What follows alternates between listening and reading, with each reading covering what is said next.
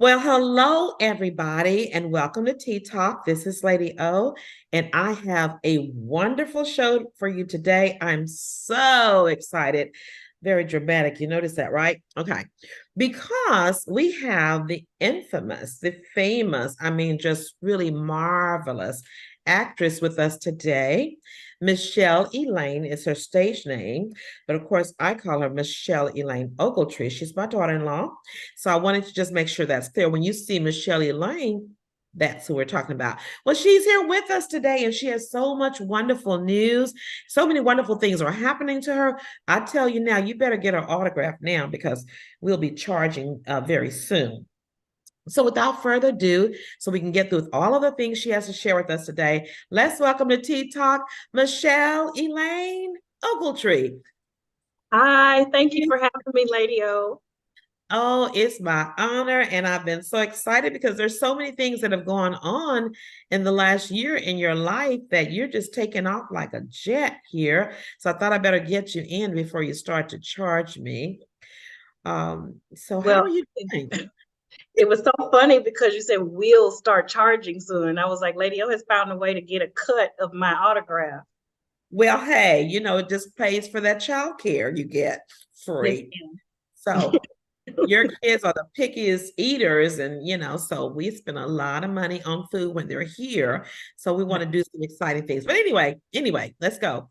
Um, well, listen, let's just start talking about all the wonderful things that you're doing. Before you get started, why don't you just kind of introduce yourself? Tell a little bit about yourself, how you got started into acting, how long you've been acting, and those kind of background things first. Yes, ma'am. Well, as Lady O said, I'm Michelle Elaine Ogletree. Michelle Elaine is my stage name. And I was actually just talking with someone about this the other day because Harper, my babies, who you have mentioned, is a really good reader. And I was the same in elementary school. And that is how I got into acting. I was the best reader. So when the drama teacher gave us the script and we all had to read parts of it, she was actually testing to see who could read the best because that person she felt could learn the lines the best and then executed the best on stage. So that's how I got the lead part. And when I did the part, it just felt really good. I enjoyed the lights, the costumes, the drama of it all. And since then, I just kept studying, and I got a degree from Howard in with Bachelor of Fine Arts. And I've actually came back after uh, Howard home to Houston, and I knocked on the Ensemble Theater's door, and I have been here and in Houston and all of these wonderful theaters here in Houston ever since. Well, great, great, great. I have to throw this in too because my little grandbaby, your daughter, Harper, she took classes this summer in a summer camp down at the Ensemble Theater, not the Ensemble, at the Alley Theater downtown. And so she came one day, I was keeper, and she came back and she said, Nana, they're calling me a drama queen. And I was saying to myself, well, girl, you are, because she can cry at the drop of a hat, and she is so much like her mama. She looks like a mama, she acts like a mama. And you're right. She is going to kindergarten this year, and I kid you not, she is reading on a third grade level. Am I Mhm. telling the truth? Yeah, she's a really good reader. Yeah, it baffles me. I tell her read the story to your brother, Nana's cooking or something, and she can read everything. Every once in a while, she may ask for. These are big books. These are not little kids' books. These are big books. So I know I'm going to look for greater things with her. So let me go ahead and get into what you've been doing this past year. Why don't we start with the Alley Theater? Because I know last year we were coming to the Alley Theater, seems like every month, you went every production. Tell us about your time and how you got to be a part of the Alley Theater downtown. Like most things, it starts with an audition or someone saw me on stage.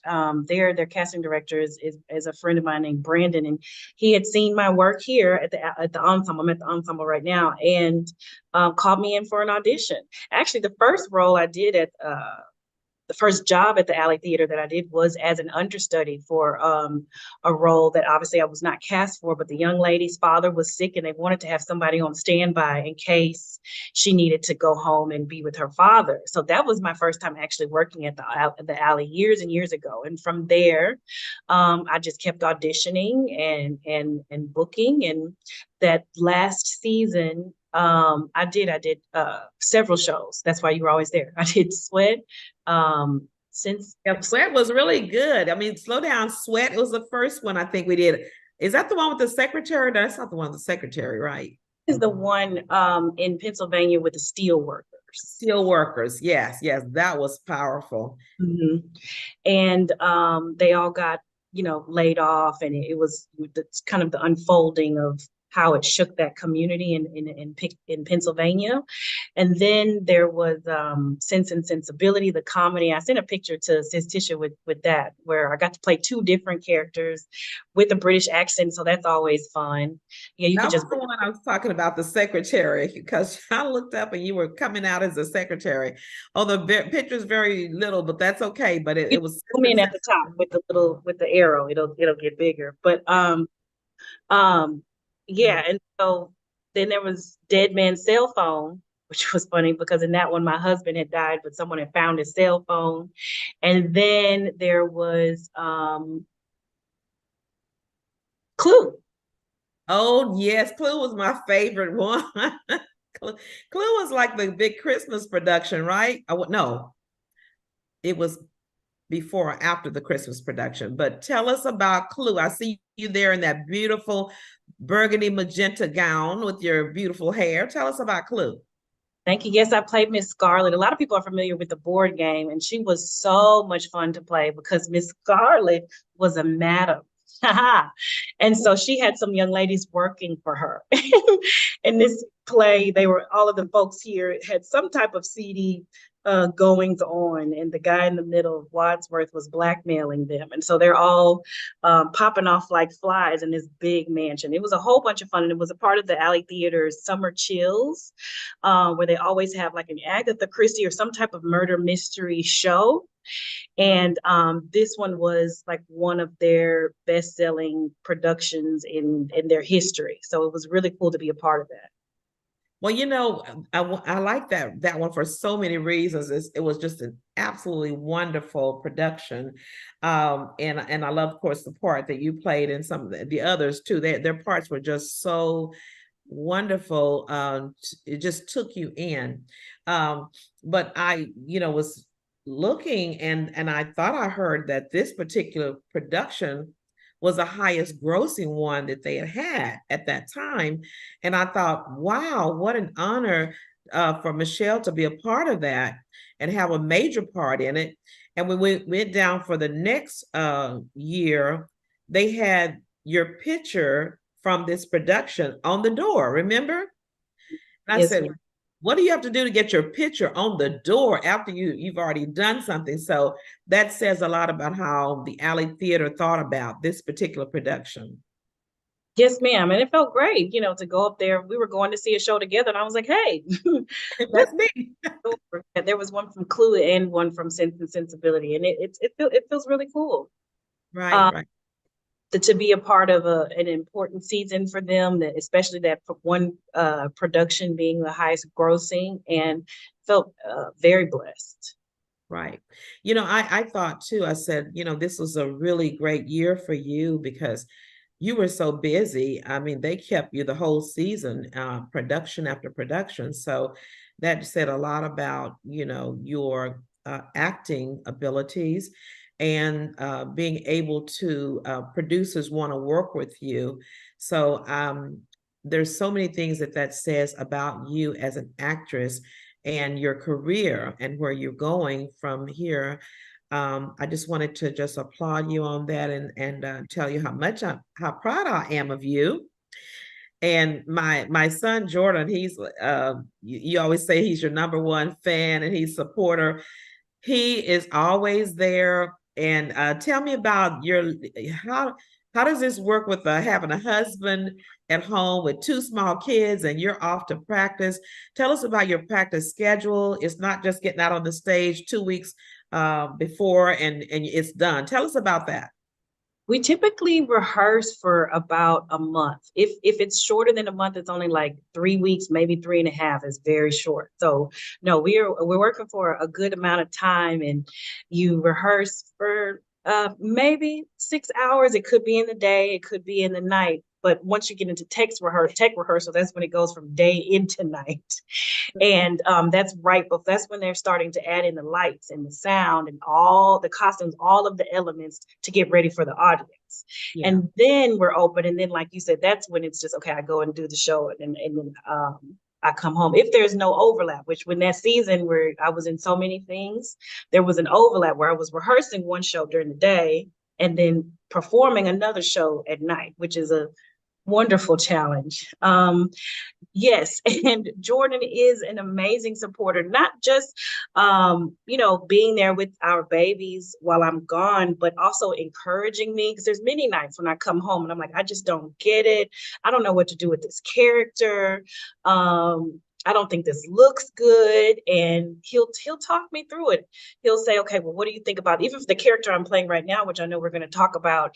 He gave me some really good insight on women that I can draw parallels to, so that I can pull from their lives and what people think about this type of character. So that helps me add on another layer, and just encouragement that it's going to be worth it to keep going. I'm holding it down here. Don't worry, that type of thing. And so I'm very appreciative for his support, because to have a partner that believes in you so much. Like, I honestly think Jordan thinks I could just go to the moon tomorrow if I wanted to.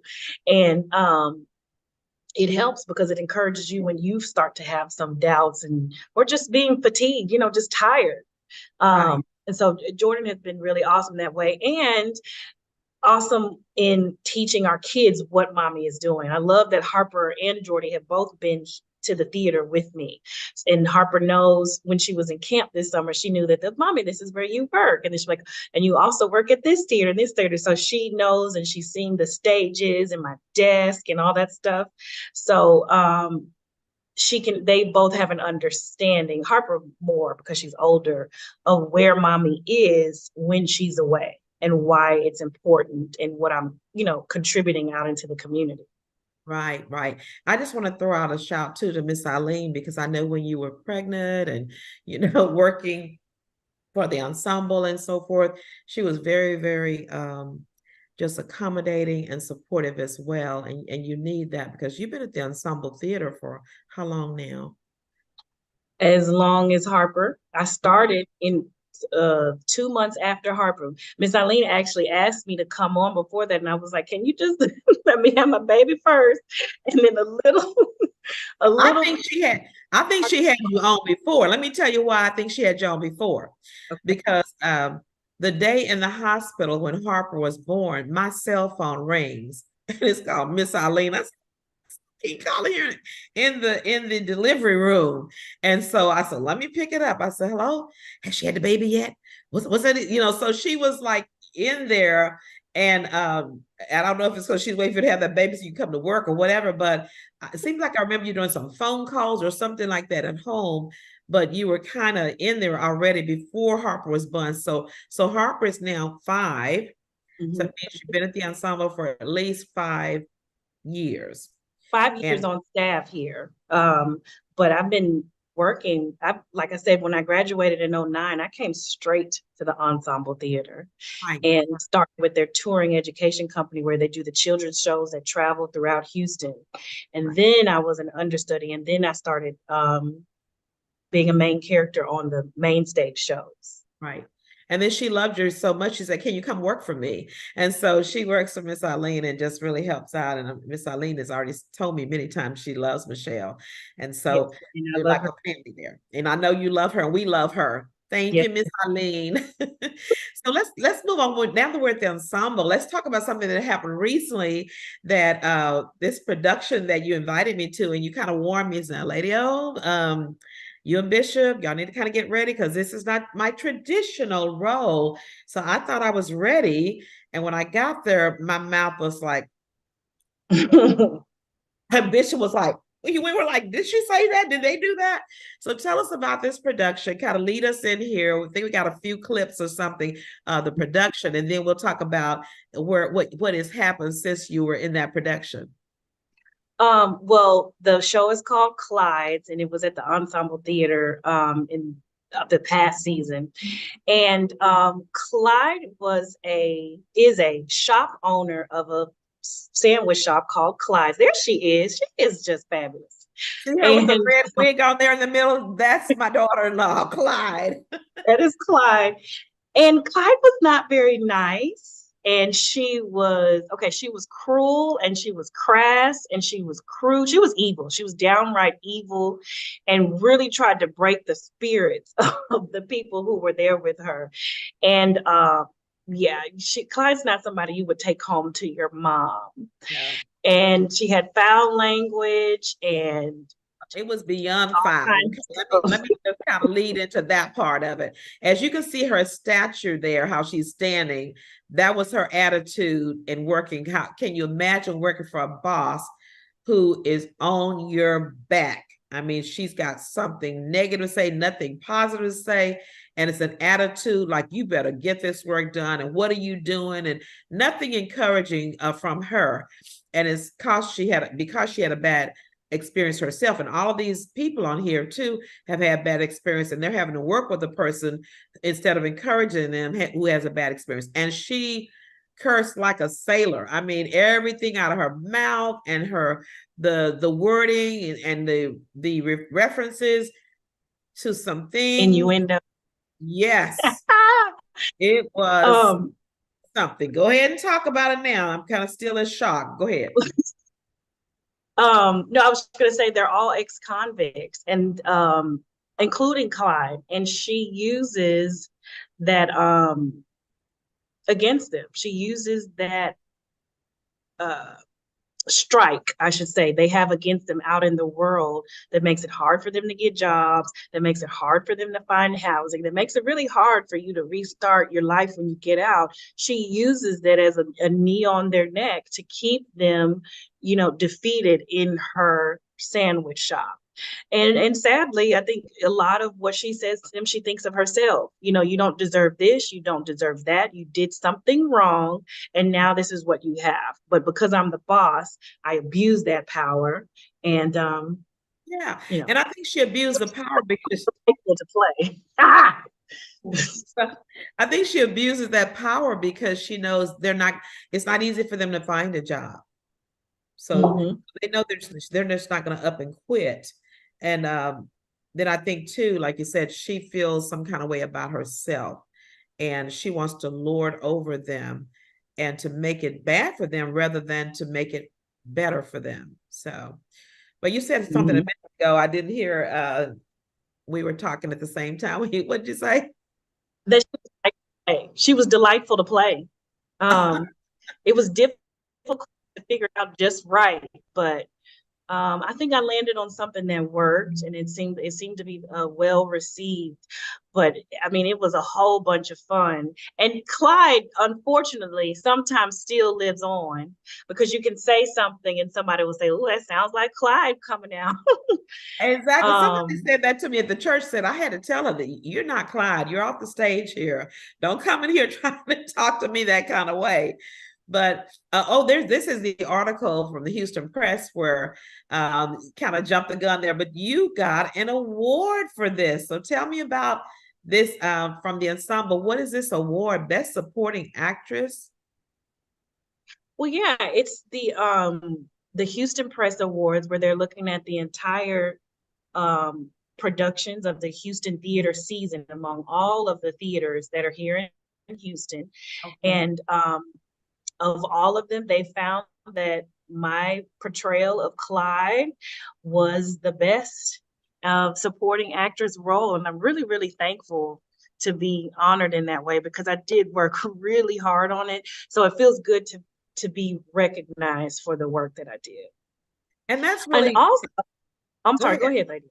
Well, I was just going to make that point really clear that it was not just the ensemble that gave you the award. This was a group that looked at all of the theaters. Wow. Yes. Yes, ma'am. And I did get an ensemble award. I gave that to Sis Teacher as well, the Georgie Award, which is an award within the ensemble, which is something that I really appreciate because that means that the audiences of the ensemble theater who came to see all the shows thought, we remember Clyde and how you did Clyde, and we want to honor you. And also, my peers can vote as well. So that was really special. But yes, Houston Press sees all of them across the city. And, they weigh in on it and chose me as best supporting actress. And even more than that, Clyde's was so impactful that we got Best Supporting Actor, Michael C. Fuentes, who played Raphael. He's the one I spanked with the spatula, Right. who played She Raphael. was awful. And then, yes, I was. And then Best Director for Shirley Joe Finney, who was an out-of-town director who came in. Miss Eileen got Best Artistic Director for the entire season, which was so exciting. Yes, indeed. And then we got Best Hair and Wigs, which was not a surprise to me at all because Demi Moore did an amazing job on Clyde's wigs and the styling of everybody in the show. And I'm trying to make sure. Oh, Wow. and the ensemble also got best season. What? The Ensemble Yes, Theater got best season? yes, Yay! ma'am. Wow, we love the Yes, Ensemble Theater. If you have not been to the Ensemble Theater, you need to go. You need to buy season tickets. You don't need to miss any of the episodes because they all are so great. And Miss Eileen is so wonderful, and she deserves everybody supporting her. So I'm so happy for her in getting her award and the ensemble getting that award as well. And you. So yes. congratulations to all of you. I was going Thank to say you, thank something about the wigs right quick.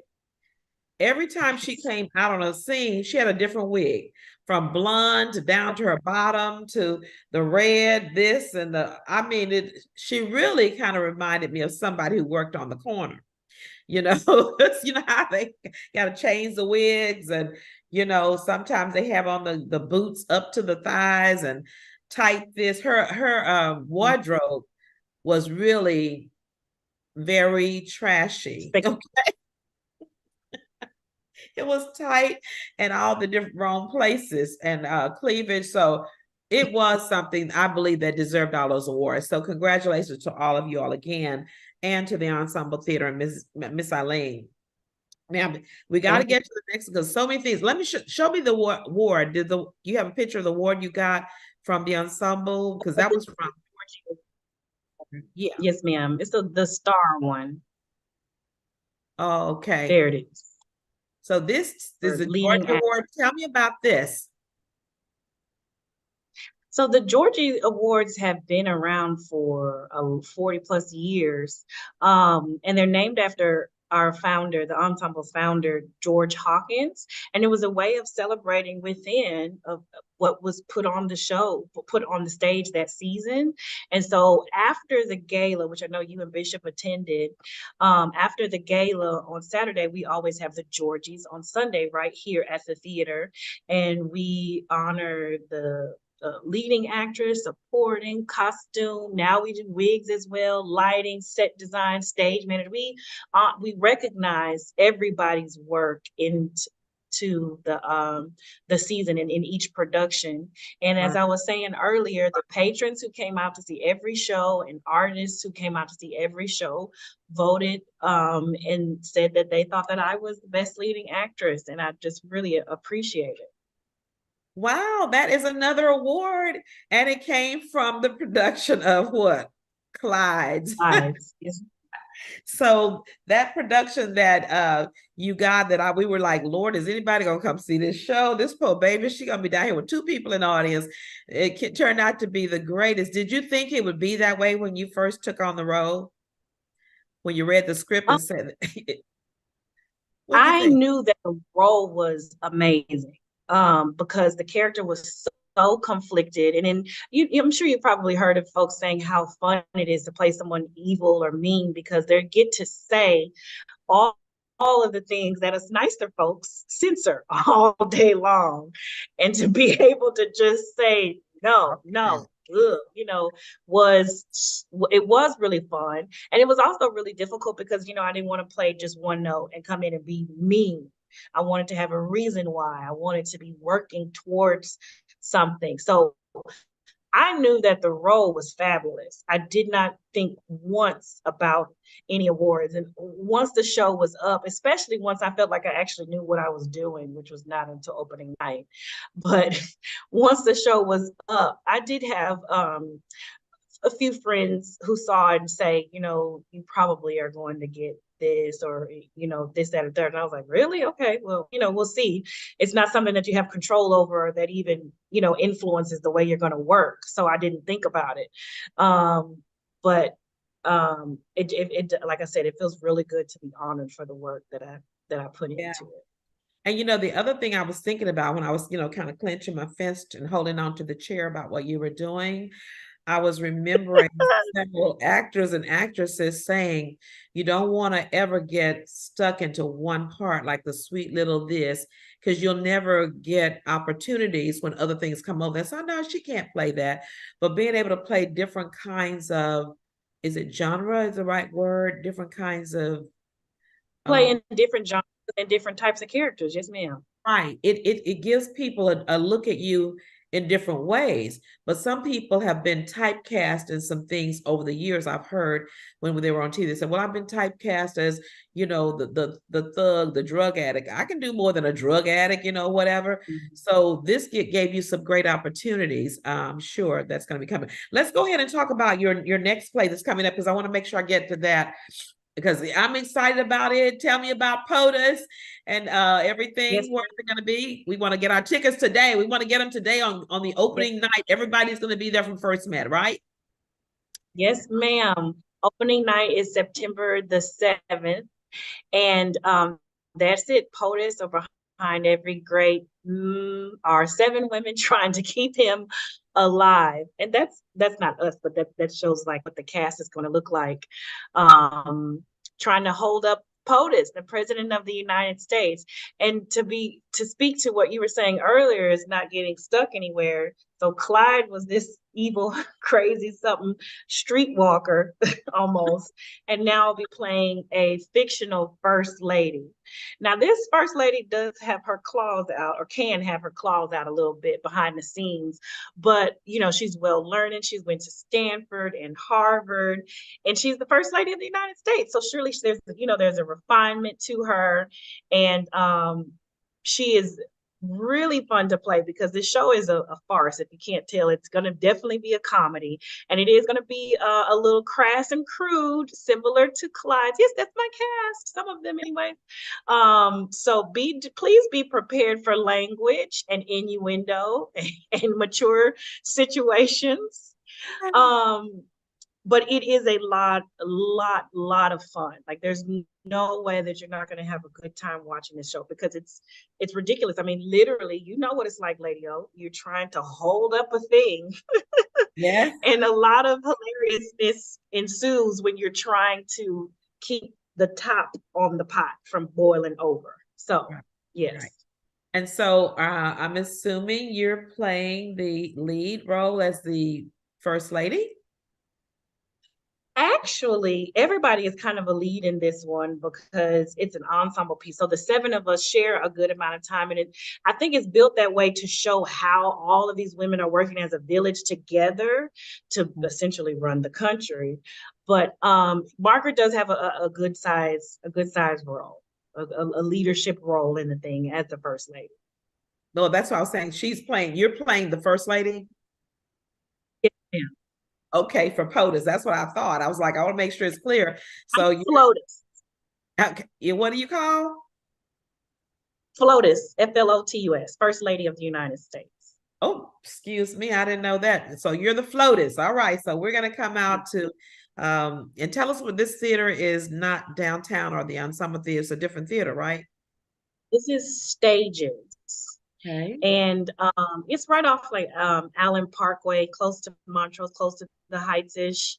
And they have a beautiful new building that this is my first time performing in their new building. I've done shows at Stages before, but it was pre their renovation. So it's exciting to be back in their beautiful new stages. And yeah, Yeah. come on out September the 7th. We run until October 8th.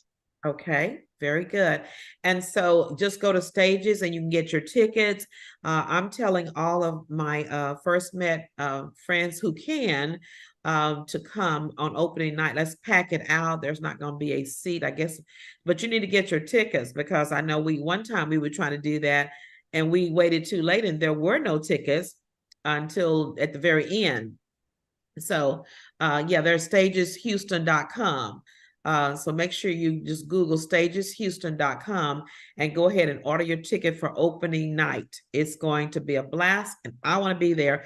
I may see this one twice because when I go on opening night, I'll be like, okay, I know they're going to work on some things and change some things and make some things a little bit different, whatever. Because that open night is kind of like you're doing your seeing what, oh, we don't need to do that, or we need to kind of tweak that or whatever.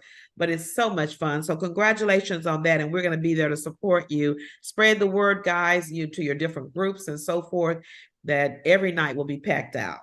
And when we're going to pack it out, letting them know that we have somebody who we're coming to support.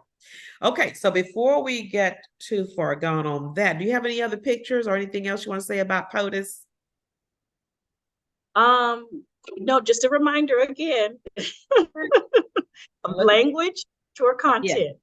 Are you doing costuming too? You gonna have those tight dresses on and them boots and stuff? No, I'm going to be dressed just like a wonderful first lady, very classy. Okay, the dress, but the mouth may be a little bit the attitude. I got it. Well, we're know it's gonna be fun, and we'll always know. I thought it was really important to know that I said she's a really good actress if she can pull that off, the Clyde thing. So that shows me that you can act no matter whatever the case is. Um, Now let's talk about the other thing, the newest thing that you have going here that I have not really had a chance to talk to you about, but it's called the webisode. Yes. Tell us about what a webisode is and what is your webisode about?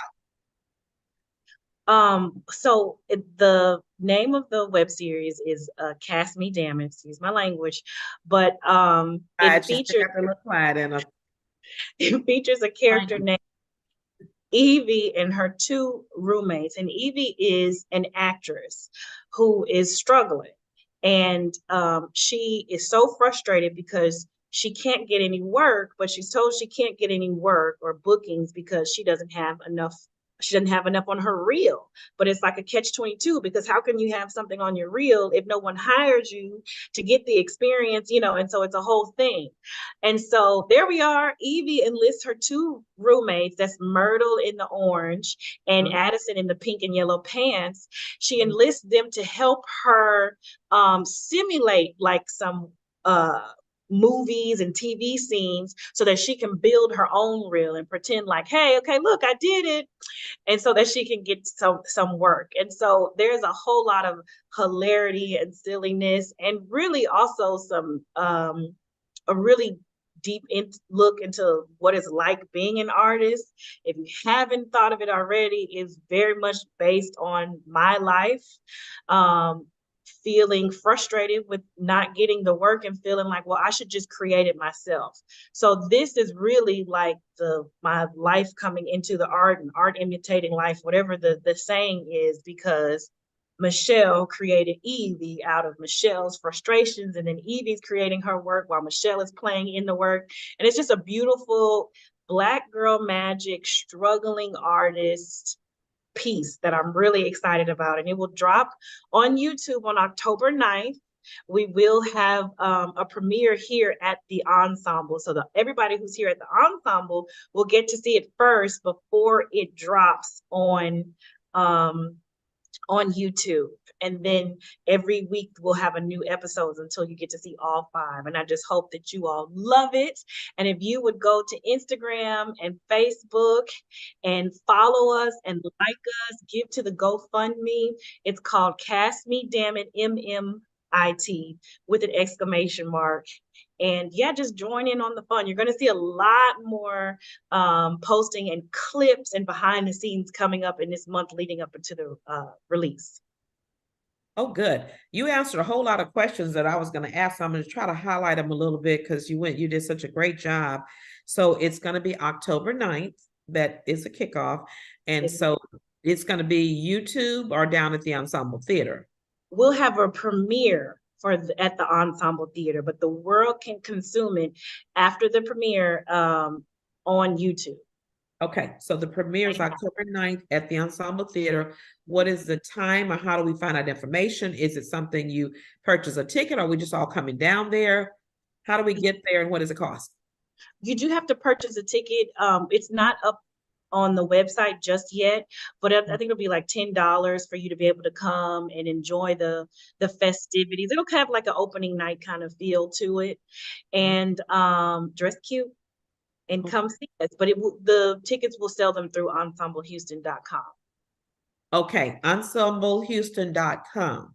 Yes, So you ma'am. just kind of keep up with that. So we should be looking for it at, a couple of weeks or something before October, about Yes, ma'am. mid-September. Okay, Yes, ma'am. so keep that down. And so is there a place that they could go ahead and follow you so they can get notification? You have a Facebook page or did you say? Facebook and Instagram at Cast Me Damn It with two Okay, M's, MIT exclamation mark.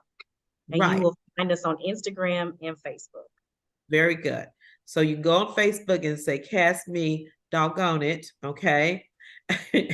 And okay, good. Put the word up there so I have to say it. So, so that's what you're looking for on Facebook and Instagram. What I want you all to do is go on there, like, share, and follow.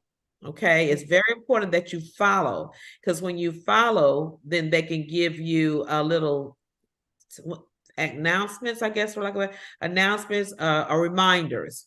So definitely want to do that. And so, oh, there it is right there. Good, good, good.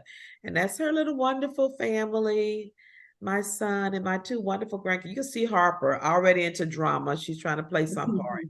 But if you will do that and follow her and share it so that you already have 1,800 people following you already, and that's wonderful. We want to go ahead and take that over the top 2,000 today. So if you can do that and have your friends and family share it with them and ask them to like and to follow as well. Okay. Yes, So ma'am. going back, we're gonna go down, come down to the Ensemble Theater for the kickoff. And then if we can't come, we're gonna watch it on YouTube and your Facebook accounts. Okay. And I think that's it. It's going to be 5 episodes, did you say? Yes, ma'am. 5 episodes. 5 episodes. Okay, great, great, great.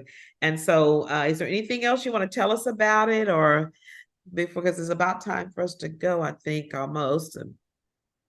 Um, I don't. Oh, well, I will this spring. Well, I should close out the fall. So I'll be in POTUS at Stages until October. And then I'll have a short break. I'll have like a 3-week break before I start rehearsals for A Christmas Carol. That was the show that closed out this alley season last year. And so I'll be in A Christmas Carol again. And At that'll the alley? at the alley theater. Thank you. And then I'll have like a day off and I'll start oh, I don't know if I can say the other one. Never mind. I'll start another show that you can see in February at a show at a theater near you. Oh, well, shucks, you're just gonna leave us on a cliffhanger at a theater near you in February. You know, that's my birthday month. I don't know if you knew that, Yes. but you may have to have something special for me because it's like a big milestone I won't say on here, but I'm stepping into it.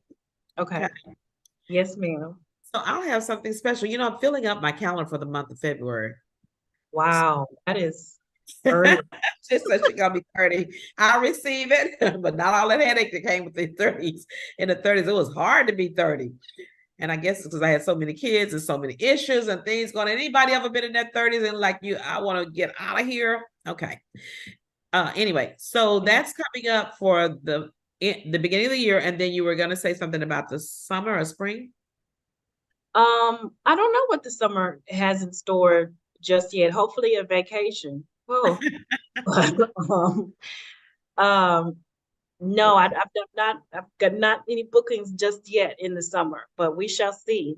I Okay. would love to see what happens with my web series because it would be for the world to see. And sometimes, especially nowadays, something doesn't necessarily take off right away, but in a few months or years or whatever, it's like, hey, did you ever see this, that, and the third? So I'm excited for everybody's work to come together. I should say one more thing about my web series, Lady O, then I'll stop. But this web series was made possible by a grant. I applied for a grant through Bold Ventures, and Bold is actually a grant that Miss Eileen received almost 5 years now. She was awarded $250,000 as a female artistic director for a certain number of years. I want to say it was like 4 years or whatever, but and she kept getting it, year after year. And that award says you can hire women and mentor women and produce a musical by a woman. And the ensemble has done all of those things. We've offered master classes, and that scholars award that she got pays my salary and other folks here. And so within that, we've been able to do a lot. And so within that Bold Leadership Network, I applied for a Bold Ventures grant, and they awarded me some money. The ensemble matched it. So I've got this great group of women in the country who said, you can have this money. And the ensemble said, we'll front it. So when I say it's a Black girl magic thing, it's a woman's magical empowerment piece. It's a Black girl magic thing. We employed several Black businesses and patronized several Black businesses in this project. And we brought on several interns, all female identifying, who worked however they could, some from start to finish, some from when we were just reading the piece to when getting the props together, helping with the costumes, being on set and learning the ropes. Almost all of our crew was African American. So we had an initiative tied to this project, and I'm so glad that we were able to fulfill it. And I think that's one of the things that's going to make a community really happy to be a part of it and to witness it, because knowing what all went into the production of it. Yeah, and the background, how did this get started and who, promoted this? That is an awesome, awesome story. I just want to, but before we close, and it's about time for us to do so, I just wanted to add this part of it too. Look, somebody's calling me from the ensemble theater. Are you calling? That Okay. actually is me calling. So Okay, call. okay. All right. I'm getting ready to get off. I just want to say this one thing about Michelle before we close. And besides congratulating her, and we're going to support you. I just wanted to say too, because there are plenty of actresses out there that are watching who are frustrated, and they're going to really understand about the webinar that you're doing, the episode. But she's a praying woman. I want to say that she is a God-fearing, praying woman. I was sick here not too long ago, and she called and she said, "Let me pray for you." And I was like, "Wow." That was really, because people don't do that as much anymore. They bring you stuff or whatever and say, "I'm sorry you're sick," but they don't pray for you. So I just wanted to say she's a praying woman. She's a woman of faith and great character. And we're going to be supporting her and being down there to see what else is going to go on with Michelle Elaine. So that's our show for today. Thank you for joining us for Tea Talk, and look forward to seeing you, Michelle Elaine Ogletree, in all of the many spaces and places that God has for you to go. All Thank right. you. Bye-bye for now.